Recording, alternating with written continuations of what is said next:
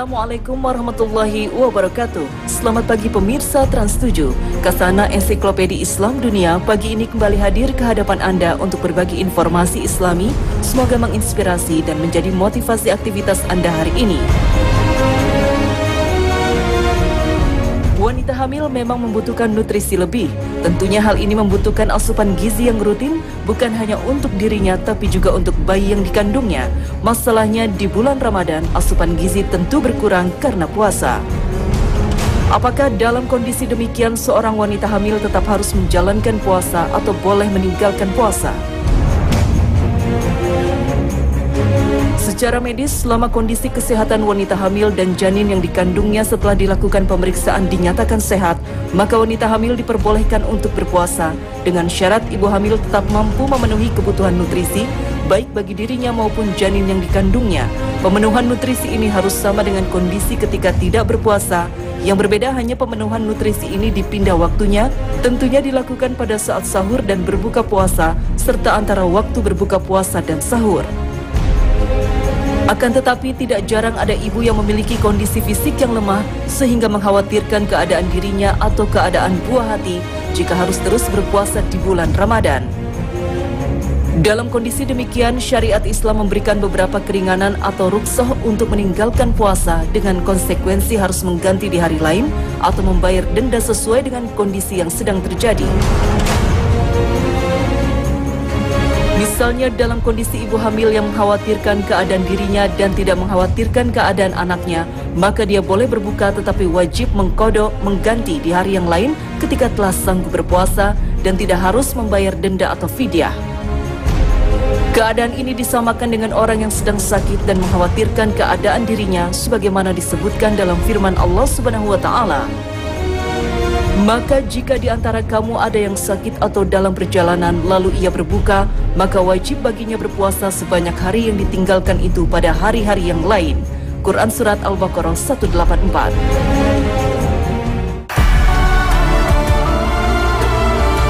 Terkait dengan masalah ini, Ibnu Qudamah rahimahullah mengatakan, kami tidak mengetahui ada perselisihan di antara ahli ilmu dalam masalah ini karena keduanya seperti orang sakit yang mengkhawatirkan kesehatan dirinya. Sama halnya dengan ibu hamil yang mengkhawatirkan keadaan dirinya dan buah hati bila berpuasa. Sebagaimana ibu hamil yang mengkhawatirkan keadaan dirinya saja, dia hanya wajib mengqadha saja sebanyak hari-hari puasa yang ditinggalkan ketika sang ibu telah sanggup melaksanakannya.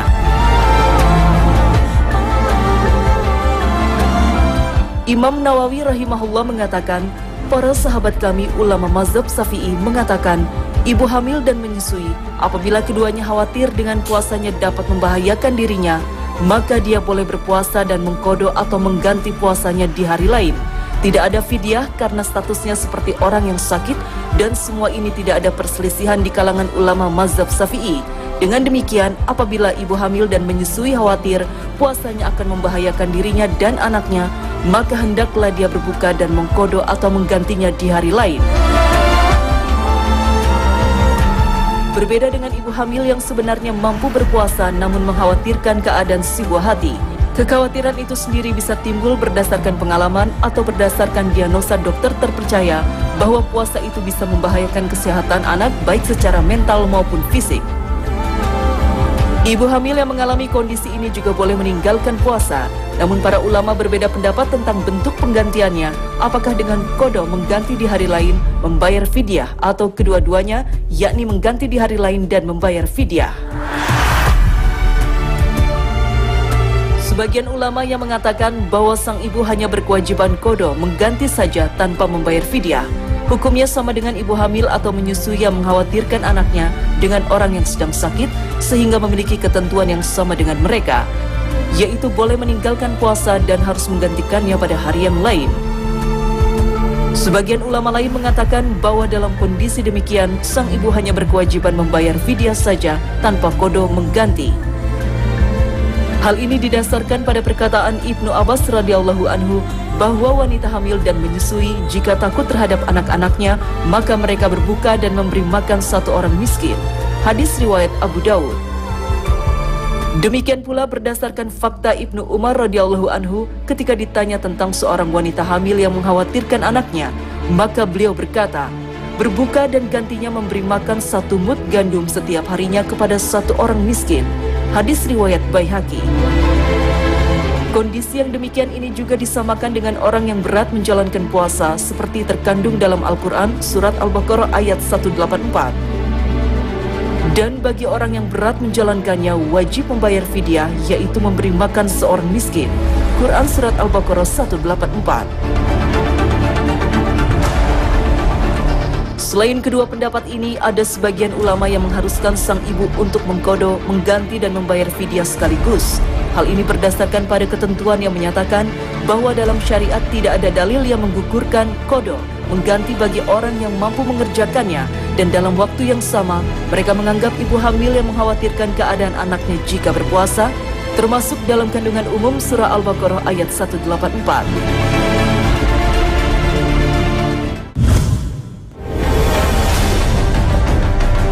Pemirsa Kasana, selain rukhsah atau keringanan dalam puasa, ibu hamil juga mendapatkan keringanan saat mengerjakan sholat. Jika kehamilannya sudah besar, bisa jadi sulit ruku dan sujud karena perut sudah membesar dan agak sulit dilipat atau dibungkukkan. Dalam hal ini, ibu hamil dianggap seperti sedang sakit, sehingga bagi ibu hamil dalam kondisi demikian, jika mengerjakan sholat berlaku seperti ketentuan yang berlaku bagi orang sakit, yaitu dengan cara menjalankan segenap syarat dan rukunnya sesuai dengan kemampuan. Allah Subhanahu wa Ta'ala berfirman, "Bertakwalah kepada Allah sesuai kemampuan kalian." Quran surat At-Taghabun 16. Allah tidak membebani seseorang kecuali sesuai kemampuannya. Quran surat Al-Baqarah 286. Nabi SAW juga bersabda, "Apabila kalian diperintahkan untuk melakukan suatu amalan, maka tunaikanlah semampu kalian." Hadis riwayat Bukhari dan Muslim. Imran bin Husain radhiyallahu anhu pernah bertutur, "Aku pernah mengidap wasir, kemudian aku bertanya kepada Nabi SAW tentang cara sholat, maka beliau bersabda, 'Sholatlah dengan berdiri, apabila engkau tidak mampu maka kerjakanlah dengan duduk, dan apabila engkau tidak mampu juga, maka kerjakanlah dengan berbaring miring.'" Hadis riwayat Bukhari. Dengan demikian, apabila ibu hamil mampu sholat dalam posisi berdiri, maka harus sholat dengan berdiri. Namun apabila merasa berat untuk berdiri, maka boleh sholat dengan duduk. Duduk itu sendiri boleh di kursi atau di lantai, tergantung kemampuan dan yang dirasa memudahkan. Hanya saja seperti disarankan oleh kontemporer, lebih baik duduk di lantai. Karena sunnah duduk bersila ketika sholat sambil duduk, hal yang tentu saja sulit dilakukan apabila ibu hamil duduk di kursi. Akan tetapi posisi bersila ini hukumnya tidak wajib, sebaliknya seseorang boleh duduk dengan cara yang ia inginkan, karena Nabi SAW bersabda, "Apabila engkau tidak bisa dengan duduk," tanpa merinci tata cara duduknya. Terlepas dari itu, jadikanlah posisi sujud lebih rendah atau lebih condong dibanding ruku. Atau kalau ibu hamil mampu sholat dengan berdiri, namun sulit sujud dan ruku, maka harus sholat berdiri, sedang ketika ruku boleh dengan menyondongkan badan ke depan. Sedangkan sujudnya dilakukan dalam posisi duduk dengan menyondongkan badan, tidak perlu sampai meletakkan dahi di lantai. Hal ini ditegaskan ulama kontemporer lainnya yang mengatakan, barang siapa mampu berdiri namun berat ketika ruku dan sujud, maka kewajiban berdiri ini belum gugur. Ia tetap harus sholat dalam keadaan berdiri dan ruku dengan menyondongkan badan ke depan. Kemudian sujud dalam posisi duduk bersila dengan menyondongkan badannya ke depan.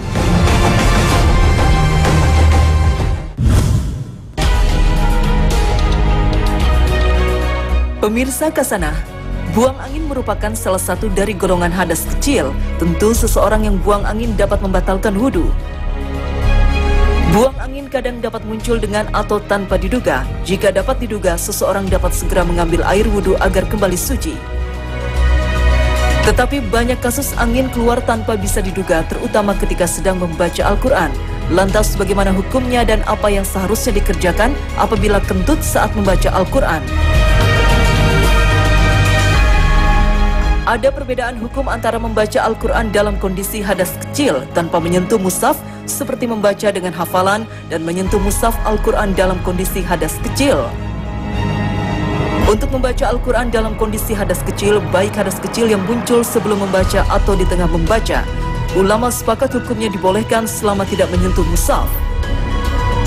Dalam hal ini, An-Nawawi menuliskan dalam bukunya At-Tibyan, dianjurkan untuk membaca Al-Quran dalam kondisi suci. Jika ada yang membaca Al-Quran dalam kondisi hadas kecil, hukumnya tetap menurut kesepakatan kaum muslimin. Bahkan orang yang membaca Al-Quran dalam kondisi hadas tidak disebutkan mengamalkan yang makruh. An-Nawawi lalu melanjutkan keterangannya dengan menukil pernyataan Imam Al-Haramain. Tidak bisa disebut melakukan yang makruh. Di antara dalil yang menunjukkan bolehnya membaca Al-Quran dalam kondisi hadas adalah hadis yang dituturkan oleh Ibnu Abbas radhiyallahu anhuma, bahwa beliau pernah tidur bermalam di rumah Maimunah, istri Nabi SAW, yang merupakan bibinya Ibnu Abbas. Ketika masuk tengah atau sepertiga malam terakhir, Nabi SAW bangun. Lantas beliau duduk, mengusap aroma kantuk dari wajah beliau, kemudian membaca 10 ayat terakhir dari surah Ali Imran. Setelah itu beliau berjalan menuju wadah air yang digantung, lalu wudhu dengan sempurna dan mengerjakan sholat tahajud. Hadis riwayat Bukhari dan Muslim. Demikianlah disebutkan ketika bangun tidur, Nabi SAW dalam kondisi hadas langsung membaca Al-Quran 10 ayat terakhir surat Ali Imran. Dari hadis ini para ulama menyimpulkan kebolehan membaca Al-Quran dalam kondisi hadas. Imam Bukhari membuat judul bab ketika mencantumkan hadis ini, bab bacaan Al-Quran ketika dalam kondisi hadas atau yang lainnya. Sementara untuk masalah menyentuh Al-Quran pada saat hadas kecil, seperti disebutkan ensiklopedia Fikih Kuwait, bahwa orang yang berhadas, hadas besar atau hadas kecil, tidak boleh menyentuh mushaf, baik secara keseluruhan maupun sebagiannya saja. Inilah pendapat para ulama keempat mazhab. Ketentuan ini antara lain didasarkan pada firman Allah Subhanahu wa Ta'ala yang artinya, tidak menyentuhnya kecuali orang-orang yang disucikan. Quran Surat Al-Waqi'ah 79. Juga sabda Nabi SAW, jangan menyentuh Al-Quran kecuali engkau dalam keadaan suci. Hadis riwayat Hakim. Sedang yang dimaksud dengan menyentuh mushaf, menurut mayoritas ulama, adalah menyentuhnya dengan bagian dalam telapak tangan atau bagian tubuh yang lain. Mushaf di sini berlaku bagi orang yang berhadas besar seperti wanita yang sedang haid, nifas, dan laki-laki atau wanita yang sedang junub, sebagaimana disebutkan dalam riwayat dari Ibnu Umar radhiyallahu anhuma, Al-Qasim bin Muhammad, Al-Hasan Al-Bashri, Atta, dan Asy-Syaibi. Bahkan sampai-sampai Ibnu Qudamah mengatakan, kami tidak mengetahui ada orang yang pendapatnya berbeda kecuali Daud dari mazhab Zahiri. Juga berlaku bagi orang yang berhadas kecil seperti orang yang kentut atau kencing dan belum bersuci. Inilah pendapat mayoritas ahli fikih. Al-Qurtubi mengatakan bahwa ada sebagian ulama yang membolehkan menyentuh mushaf tanpa berwudu. Al-Qulyubi, salah seorang ulama mazhab Syafi'i, mengatakan Ibnu Shalah menceritakan ada pendapat aneh dalam masalah ini yang menyatakan tidak dilarang menyentuh mushaf meskipun dalam keadaan berhadas baik kecil maupun berhadas besar. Jika kita mengabaikan pendapat minoritas yang dianggap aneh oleh Ibnu Shalah ini, maka bisa kita katakan bahwa orang yang berhadas baik besar maupun kecil baru boleh menyentuh mushaf Al-Quran setelah mereka bersuci, yaitu untuk hadas besar dengan mandi wajib dan untuk hadas kecil dengan berwudu. Akan tetapi menurut sebagian ulama, ketentuan ini tidak berlaku bagi orang yang menyentuh mushaf dengan pembatas, selama pembatas tersebut bukan bagian dari mushaf seperti sampul, tetapi benda lain seperti sarung tangan atau yang berfungsi seperti itu. Alasannya adalah karena larangan yang dimaksud adalah larangan menyentuh mushaf secara langsung, sementara pada saat menyentuhnya dengan menggunakan pembatas, maka yang disentuh adalah pembatasnya, bukan mushafnya. Demikianlah berdasarkan semua keterangan ini dapat disimpulkan bahwa jika kita membaca Al-Quran tanpa menyentuh mushaf, seperti membaca dari hafalan, lalu keluar angin ketika bacaan sedang berlangsung, maka kita hendaknya berhenti sejenak hingga proses buang angin selesai, kemudian melanjutkan bacaan lagi. Imam Az-Zarkashi menegaskan, dimakruhkan untuk terus membaca ketika kentut keluar.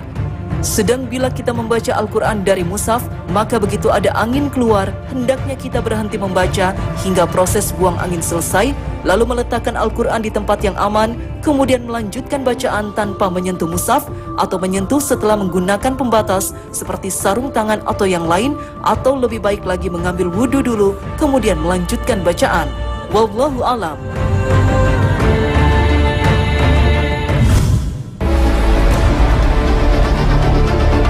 Pemirsa kesana. Suatu hari Rasulullah SAW keluar dari salah satu rumah biliknya lalu masuk masjid dan langsung menemukan dua halaqah. Satu halaqah sedang membaca Al-Quran dan berdoa kepada Allah, sedang halaqah yang lain sedang melakukan kegiatan belajar mengajar. Nabi SAW bersabda, masing-masing berada dalam kebaikan. Yang ini membaca Al-Quran dan berdoa kepada Allah. Jika dia Allah berkehendak untuk memberi mereka, maka akan memberi, dan jika berkehendak untuk tidak memberi, maka tidak akan memberi. Sedangkan halaqah yang ini belajar dan mengajar, dan sungguh aku tidak diutus kecuali untuk menjadi guru. Beliau pun duduk bersama mereka. Jika orang yang berilmu tidak melaksanakan tugas mengajar, dan orang yang kurang ilmu tidak mau mempelajari kadar yang harus diketahui dari ilmu agama, maka mereka berhak dijatuhi hukuman atas keteledoran mereka berdua. Nabi SAW bersabda, menuntut ilmu adalah suatu kewajiban bagi setiap muslim. Hadis riwayat Ibnu Majah. Kata Muslim, dalam hadis ini mencakup laki-laki dan perempuan karena hukum wajib di sini bertumpu pada sifat bersama, yaitu keislaman. Demikianlah menuntut ilmu memang sangat ditekankan dalam Islam, bahkan sebagaimana disebutkan dalam sebuah hadis, orang yang tidak melakukannya bisa dianggap telah melakukan tindak pidana dan layak dijatuhi hukuman. Perhatikanlah betapa besar keistimewaan mencari ilmu. Lebih jauh lagi seperti apa keistimewaan ilmu yang demikian dahsyat ini. Jangan kemana-mana, Kasana akan kembali sesaat lagi.